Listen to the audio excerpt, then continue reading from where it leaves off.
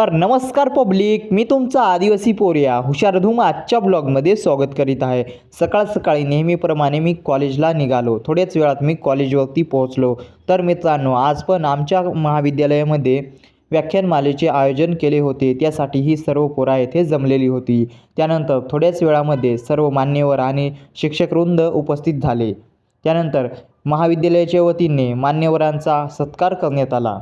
आजच्या व्याख्यानमालेचे प्रमुख व्याख्याते म्हणून गणेश जाधव सर होते, जे गाव शिवार कृषी पर्यटन या केंद्राचे संचालक होते। त्यांनी त्यांचा प्रवास सांगितला। कृषी पर्यटन उभारताना कोणकोणत्या अडचणी येतात ते त्यांनी सांगितले। हे कृषी पर्यटन आपल्या पेठ तालुक्यातील हरणगाव येथे आहे, तर तुम्ही एकदा तरी नक्की भेट द्या। तसेच आजच्या व्याख्यानमालेचे दुसरे व्याख्याते म्हणून हर्षद थविल, जे रानझोपडी या कृषी पर्यटन केंद्राचे संचालक आहेत। त्यांनी रानझोपडीच्या माध्यमातून आपली आदिवासी परंपरा जपण्याचा प्रयत्न केला आहे। तर या दोन पर्यटन केंद्रांना नक्की भेट देण्याचा प्रयत्न करा। त्यानंतर आम्हाला डिजिटल बोर्डवरती हर्षद थविल सरांचे व्हिडिओज दाखवण्यात आले। त्यानंतर कार्यक्रम सुटला, आम्ही सर्वजण खाली आलो। आज आमच्या कॉलेजमध्ये मसाले भात केलेला होता, त्यामुळे जेवणासाठी इकडे आलो।